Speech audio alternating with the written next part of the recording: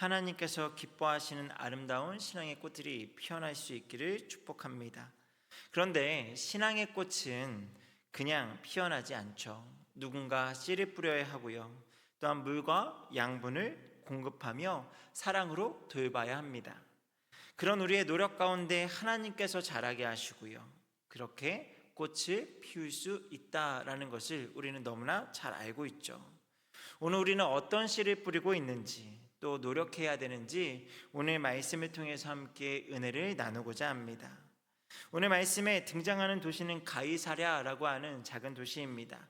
고넬료라고 하는 백부장이 있었는데요. 백부장은 로마 군대의 장교로서 약 100명의 백부장이라고 하니까, 그런데 실제로는 약 80명 정도를 이렇게 지휘하는 계급의 그런 신분이었습니다. 그는 로마인이었고요. 유대인의 입장에선 이방인이었습니다. 유대인들이 보기엔 하나님의 언약 밖에 있는 자, 구원받을 수 없는 사람으로 치부되는 자였다라는 거죠. 그런데 놀랍게도 성경은 고넬료에 대해서 이렇게 묘사하고 있는데요. 우리 2절을 다시 한번 읽도록 하겠습니다. 2절입니다. 시작. 그가 경건하여 온 지방과 더불어 하나님을 경외하며 백성을 많이 구제하고 하나님께 항상 기도하더니. 지금 2절 말씀만 보면 고넬료는 정말 성경에서 찾아보기 어려울 만큼 긍정적인 평가를 받는 아주 괜찮은 사람이다라는 것을 알 수 있습니다. 성경 전체를 봐도 사실 이렇게 한 절의 말씀을 통해서 좋은 것으로만 소개되는 인물이 많이 없는데, 그중 하나가 바로 오늘 말씀에 등장하는 고넬료라는 거죠. 고넬료는 이방인이었지만 유대인들의 하나님, 우리가 믿는 하나님을 경외했습니다.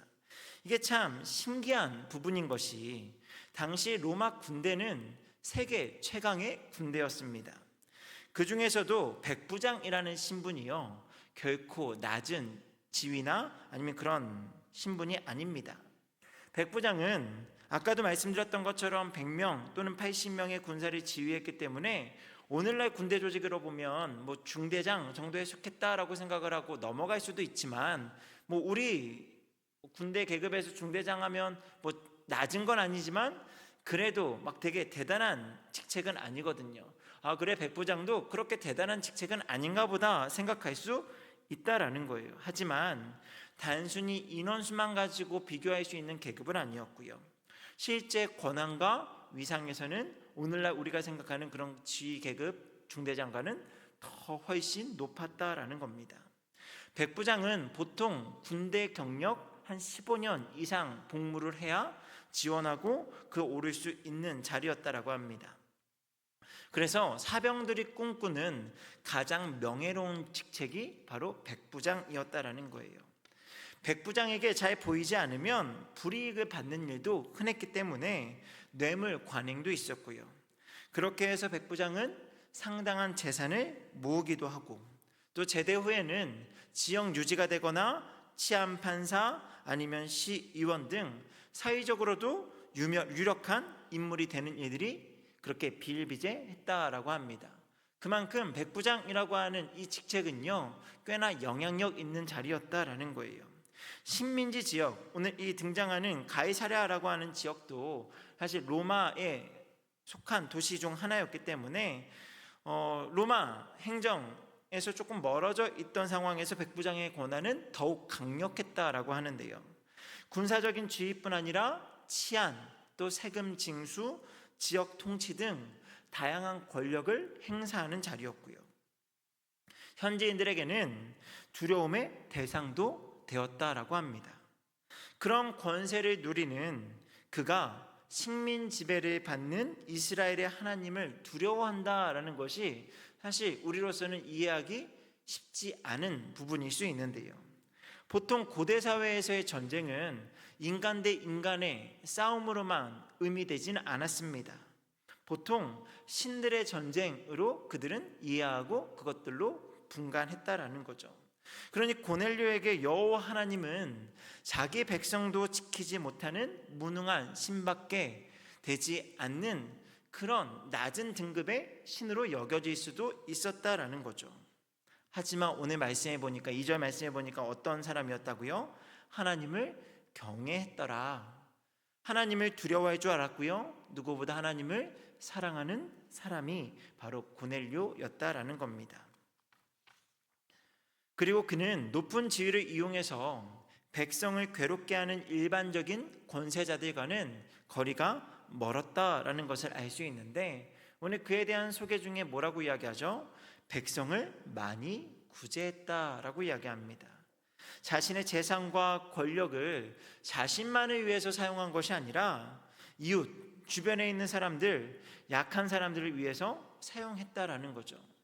사랑과 나눔의 실천이 그의 삶에 자연스럽게 녹아 있었다라는 것을 우리는 알 수 있습니다. 또한 항상 기도하는 사람이었다라고 소개되죠. 유대인들은 하루에 3번씩 정한 시간에 기도하는 그런 기도의 습관을 가지고 있었습니다.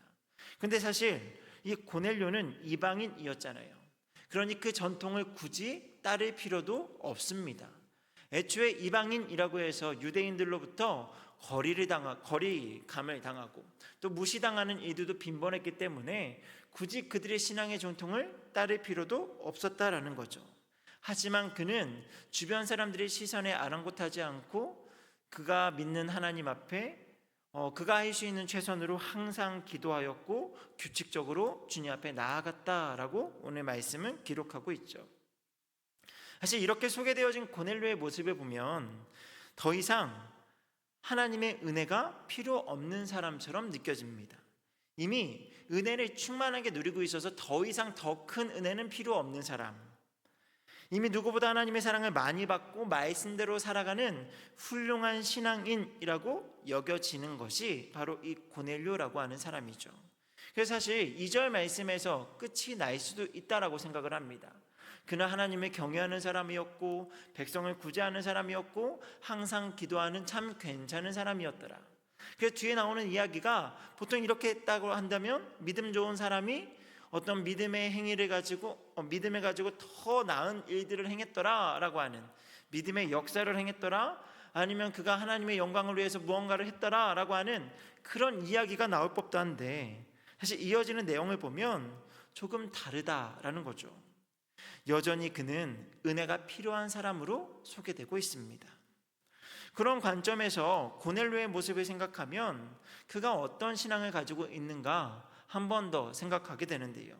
2절의 말씀은 분명 너무나 괜찮은 신앙인으로서의 모습을 소개하고 있지만 사실 은혜가 필요한 사람이라는 관점으로 다시 한번 보니까요, 그가 구약에 기초한 신앙에 머물러 있는 사람 중 하나였다라는 것을 알 수 있습니다. 사실 고넬료와 같이 하나님을 경외하고 또 하나님 앞에 백성을 구제하고 기도하는 일을 열심히 했던 사람들은 이스라엘 지역에, 유대 지역에 많이 있었다라는 거죠. 단지 조금 특이한 건 그가 이방인이었을 뿐 구약 신앙에 머물러서 여전히 은혜가 필요한 사람으로 소개되고 있다라는 거예요. 정말 그가 하나님 앞에 경외하고 자신이 할 수 있는 대로 기도하는 삶을 살고 가난한 사람들을 도왔다 할지라도 크게 달하면 아주 중요한 한 가지가 빠져 있는 사람으로 지금 소개되고 있다라는 거예요. 이 말씀에 기록한 누가 저자는 그것을 우리에게 말하고 싶었다라는 겁니다. 정말 그는 괜찮은 사람이지만 여전히 은혜가 필요한 사람, 바로 예수 그리스도를 통한 구원의 복음, 참된 자유를 주시는 은혜가 필요한 존재다라는 것을 우리에게 지금 말씀하고 있다라는 거예요. 그래서 하나님께서는 고넬료를 긍휼히 여기시죠. 그래서 어느 날 믿음의 사건을 허락하십니다.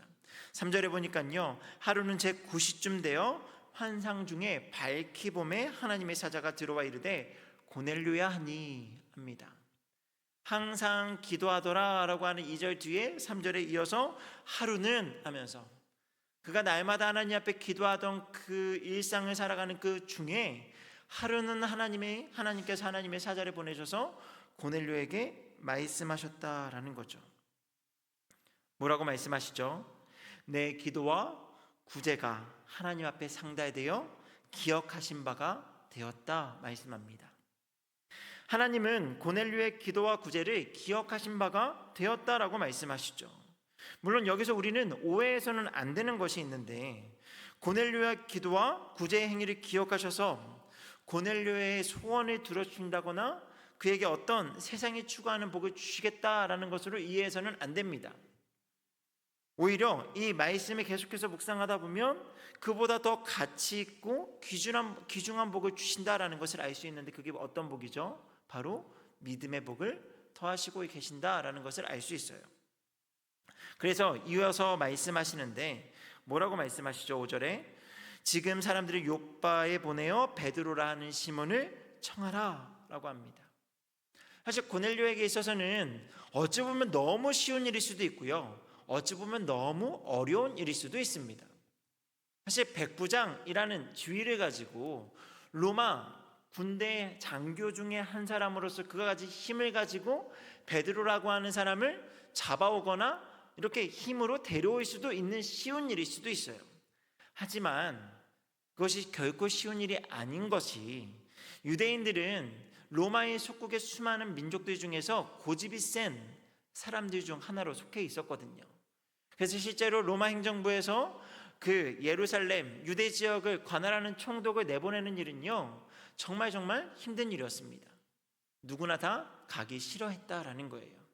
그곳에서 총독을 하는 건 정말 지방 한지로 밀려나는 그런 어떤 상황처럼 여겨져서 그렇게 가는 것을 즐겨하지 않았을 만큼 이 유대 사람들, 이스라엘 사람들은 고집이 센 사람들이다라는 것이 이미 로마 전역에 퍼져 있었기 때문에 백부장도 이 일이 결코 쉽지 않다라는 것을 알고 있었습니다.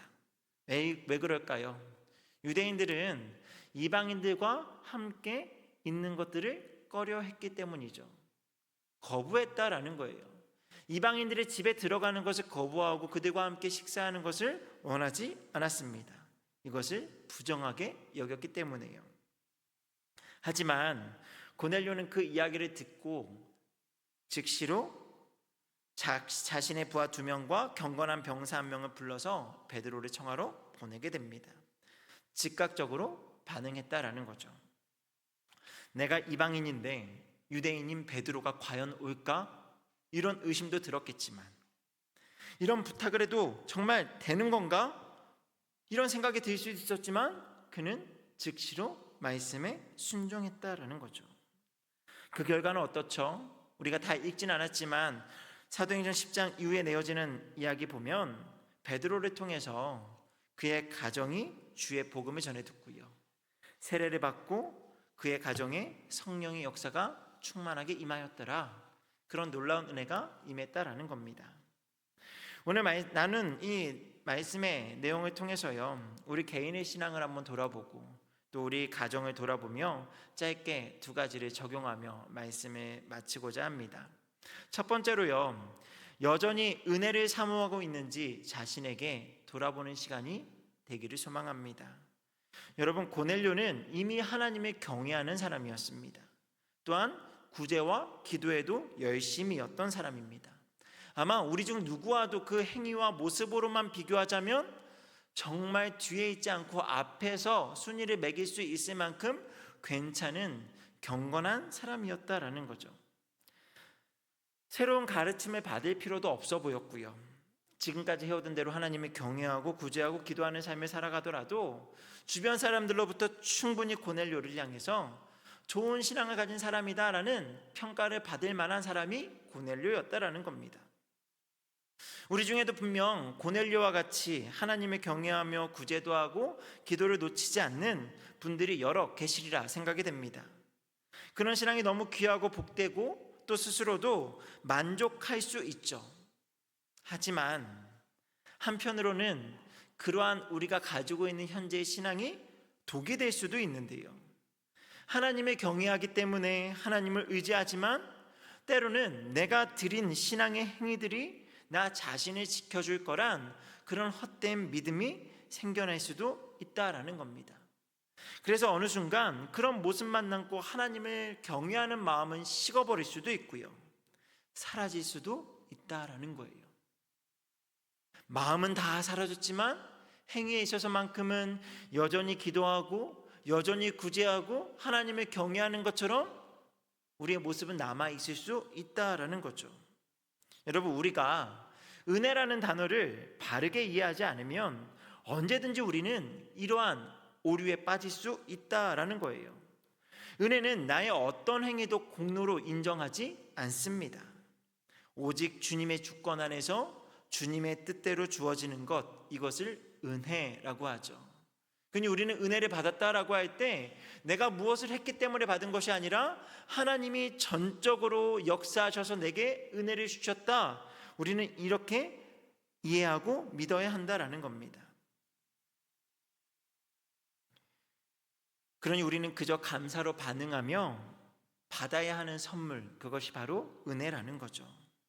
고넬료는 분명 신앙인으로서 충분히 훌륭한 사람이었지만 여전히 은혜가 필요한 존재임을 인식하고 더 나은 신앙을 위해서 하나님께서 그에게 필요한 은혜를 허락하셨을 때 거기에서 자신의 생각을 더 보태어서 정말 이것이 맞는 걸까? 그가 오지 않을 수도 있다 여기며 아무것도 안 할 수 있었지만 그러지 않고요, 하나님의 말씀에 즉각적으로 순종해서 지금보다 더 나은 은혜의 자리로 나아갔다라는 거예요. 여러분, 우리는요 현재의 신앙에 안주하거나 멈추어서는 안 됩니다. 지금 내가 기도를 얼마만큼 하고 있고, 내가 말씀을 어느 정도 읽고 있고, 내가 예배를 어떻게 드리고 있고, 물론 그 모습을 간직하고 유지하는 것도 너무너무 귀하죠. 우리의 신앙을 날마다 계속해서 사탄 마귀가 계속 우리를 괴롭히고 유혹하고 시험에 들게 하기 때문에 그것을 지키는 것도 쉽지 않을 수 있습니다. 하지만 우리는 쉽지 않다고 해서 그걸 안 하지 않잖아요. 계속해서 더 나은 방향으로 우리의 신앙을 더 이어가야 되고요, 더 나은 모습으로 하나님을 사랑할 수 있어야 된다라는 거죠. 아무리 많은 시간을 들여서 신앙의 연수를 쌓았던지 또는 많은 일을 지금 하고 있다 하더라도 우리는 여전히 은혜가 필요한 존재임을 기억하면서 오늘 이 시간도 하나님의 은혜를 정말 간절히 구하는 우리가 되기를 소망합니다. 그때요 하나님께서 우리와 함께 하실 줄 믿습니다. 이 은혜를 간절히 구한다라고 할 때요 어떤 것을 보면 알 수 있냐면 기도하는 내 모습을 보면 알 수 있어요. 그냥 기도를 그냥 하던 대로 그냥 하고 마치는 것이 아니라 정말 간절함으로 기도하면요 그 안에 그 마음이 전혀 달라진다라는 거죠. 기도의 소리가 달라지고요, 우리의 눈물이 흐르고 하나님을 향한 갈급한 마음 가운데 부르짖게 된다라는 겁니다. 오늘 이 시간 더 나은 은혜, 더 나은 믿음을 향해서 나아갈 수 있는 우리가 되기를 소망합니다. 두 번째로 우리가 생각할 것은요, 개인의 신앙과 더불어서 경건한 가정을 세워나갈 수 있기를 소망합니다. 고넬료의 경건은요 자신만의 신앙에 머물지 않았다라는 것을 우리는 알 수 있죠. 이미 2절에서도 소개되어지는 것인데 온 지방과 더불어 하나님을 경외했다라고 이야기합니다. 그는 하나님을 경외하는 사람이었는데 자신 혼자 하나님을 경외하지 않고요 온 지방과 더불어서 하나님을 경외했더라. 그의 신앙이 개인에 머물지 않고 가족 전체로 확장된 것을 알 수 있습니다. 가정의 신앙적 분위기를 주도한 믿음의 가장이었다라는 거죠. 그래서 베드로를 집으로 초청한 그 순간에도 그는 가족 식구들을 한자리에 불러 모았습니다. 우리 10장 33절 말씀을 같이 한번 읽도록 하겠습니다. 33절입니다. 시작. 내가 곧 당신에게 사람을 보내었는데 오셨으니 잘하였나이다. 이제는 주께서 당신에게 명하신 모든 것을 듣고자 하여 다 하나님 앞에 있나이다. 오늘 이 33절의 말씀을 보면 눈에 띄는 게, 제 눈에 띄었던 건 이제 우리는 하면서 그냥 나 혼자 당신 앞에 있는 것이 아니라 지금 함께 나와 있는 사람들이 지금 소개되고 있죠. 그리고 다 하나님 앞에 있습니다. 내가 주님 앞에 있습니다, 하나님 앞에 있습니다가 아니고요 다 하나님 앞에 있습니다. 지금 고넬료는요 계속 은혜의 자리에서 나와 함께 살고 있는 가족 식구들을 그 자리로 계속 초청하고요 함께하고 있다라는 거죠. 여러분, 주님의 말씀을 듣고자 해서 하나님 앞에 일가족이 모여 있습니다. 고넬료가 이 일로 인하여서 가족들에게 신신당부하지 않았겠습니까? 베드로가 온다라는 이야기를 아마 먼저 전해 들었을 수도 있고요. 어쨌든 가족들에게 신신당부했을 거예요. 오늘 아무리 중요한 일이 있다 하더라도 다 집에 일찍 들어와야 한다. 잠시 나갈 수 있지만 반드시 시간에 맞춰 와야 돼. 어쩌면 그날은 모든 가족들에게 외출 금지를 명했을 수도 있죠. 오늘 정말 중요한 날이니까, 베드로가 언제 올지 모르니까 아무도 집 밖으로 나가지 마. 오늘은 주의 말씀을 듣는 날이야, 은혜를 누리는 날이야 라고 하면서 아마 온 식구가 집안에서 대기했을지도 모른다라는 거죠. 저는 이 말씀이 제가 사역을 하면서 실제로 이런 일들을 몇 번 겪어봤는데, 유독 한 가정에, 제가 이전 사역했던 교회에서 이 봄 시즌 되면 대신방을 했는데요, 그 대신방을 가는데 한 가정 권사님이요, 이 본인이 신방받는 그 날에 온 가족 식구들을요 이렇게 다 집안에 대기시켜 놓더라고요. 심지어 출가한 딸 그리고 사위도 연차를 써가지고요 그렇게 신방을 받게 하고요. 학교를 가는 아이들 중에는 어쩔 수 없는 애들도 있었지만, 어린이집 이렇게 좀 쉽게 빠질 수 있는 아이들은요 그 자리에 다 앉혀놓는 거예요. 그날 분명 저는 신방받는 분이 권사님 한 분이라고 들었는데, 그 집안에 가보니까요 앉아있는 사람이 10명이 되어 있더라고요. 말씀을 듣기 위해서 은혜를 나누고자 그렇게 온 가족 식구들이 모여있는 그 모습 가운데 제가 얼마나 마음이 뜨거워졌겠어요. 제가 얼마나 더 열심히 주의 은혜를 나누고, 또 그 가운데 가정을 위해 기도하고, 그 자리에 앉아있는 손주들부터 해가지고 그 자리에 앉아있는 자녀들을 위해서 얼마나 간절함으로 기도했을까요? 아마 베드로도 그러지 않았을까요? 정말 은혜를 사모하는 마음 가운데 정말 초롱초롱한 눈빛으로 자신을 기다린 그 고넬료의 가족들을 보면서요 마음이 벅차올랐을 겁니다. 유대인으로서 이방인에게는 구원이 임하지 않을 것이다 라고 하는 편견 속에 갇혀있던 그가 이방인의 가정에 갔는데, 누구보다 하나님을 경외하는 마음 가운데 하나님의 은혜를 사모하는 그들을 마주했을 때 그의 마음이 얼마나 뜨거워졌을까요? 그런 결과가 나타나잖아요. 그들 가운데 믿음의 역사가 나타납니다. 주의 복음이 전파되고요 성령의 역사가 나타났다라는 거예요. 여러분, 그러한 일들이 누구로부터 시작되었을까요? 저는 아무리 묵상을 해도요 고넬료를 통해서 그 가정이 변화되었다라고 믿습니다. 고넬료가 그의 믿음을 가족들에게 나누고 함께 했다라는 거죠. 그런 모습이 가족들에게만 영향을 끼치진 않았겠죠. 주변에 신앙생활하는 사람들, 또 심지어 믿지 않는 사람들에게까지 얼마나 큰 영향력을 끼쳤을까를 생각하면, 고넬료는요 사실 하나님의 나라를 이미 그가 살고 있는 그 가정에서, 그가 살고 있는 그 지역에서 세우고 있었다라는 겁니다. 여러분, 이 모습이 우리에게도 도전이 되기를 소망합니다. 우리의 가정은 어떻습니까? 물론 이 자리에 앉아 계신 부모님들, 여러분들을 어떤 책망하거나 이런 것이 아니고요, 우리는 얼마나 더 간절함으로 고넬료의 심정으로 정말 가족 식구들에게 주의 복음을 나누고 정말 신앙 가운데 우리 가정의 서기를 얼마나 열심히 지금 싸우고 있느냐 한번 묻고 싶습니다. 지금도 여전히 그 선한 싸움을 싸우고 계신 분들이 있는 줄 압니다. 아니면 이전에는 그 싸움 가운데 정말 열심이었는데 시간이 지나도 가족들이 변화되지 않으니까 지금은 멈추었습니다. 이제 저는 아무것도 할 수 없습니다. 혹시 쉬고 계신 분은 계시지 않습니까? 여러분, 우리의 자녀들을 향해서, 우리의 형제들을 향해서, 우리의 부모님을 향해서 쉬지 않아야 합니다. 계속적으로 기도하고요, 계속적으로 믿음의 가정을 세워나가는 것을 꿈꿔야 한다라는 거예요.